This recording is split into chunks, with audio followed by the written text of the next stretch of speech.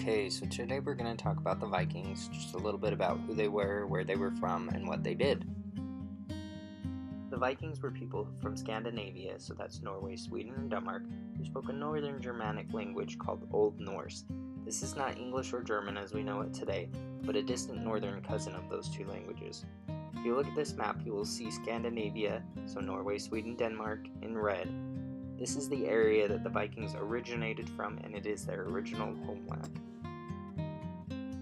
One of the more popular cultural stereotypes about Vikings is that they wore horned helmets and they were nothing more than raiders and pillagers. Today in this lesson, though, I hope that you learn that they did way more than that.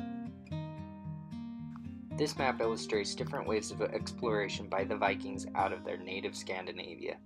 If you notice, by 839 CE they had made it all the way down to Constantinople, and by 1000 CE they had even reached North America. That's almost 500 years before Columbus. The Vikings were able to explore so much territory because of advancements they had made in shipbuilding techniques and navigation. This ship is called the Viking Longship. It is capable of navigating both rivers and oceans. Vikings used these ships to navigate the river systems of Europe, connecting the Byzantine and Islamic worlds to Northern Europe. Because these ships were capable of transoceanic travel, and because the Vikings had developed advanced navigation techniques, they were even able to travel to Canada in North America. The British Isles were an unfortunate favorite target for Viking raids and explorations. This is due to the fact that the British Isles are relatively close to Scandinavia and were fairly wealthy during Viking times.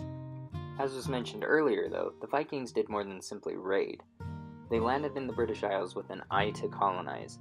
They conquered the Anglo-Saxon kingdom of Northumbria, rebuilding the city of York as their base of power in the region. Once they had conquered Northumbria, the Vikings in Britain did what Vikings everywhere did.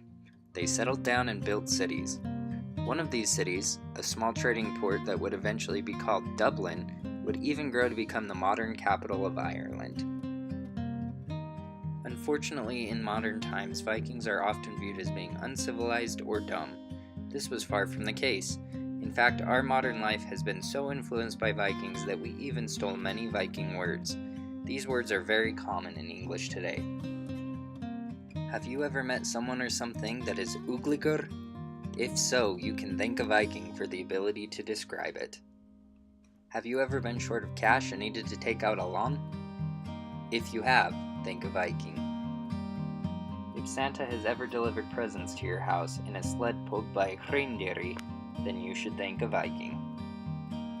In fact, it is estimated by some linguists that of the 5,000 most commonly used words in the English language, approximately 20% come from Old Norse. This means that while the number of words English has stolen from Old Norse may be smaller than from other sources, the Old Norse words are used more frequently. The Vikings were talented sailors, explorers, traders, colonizers, and conquerors.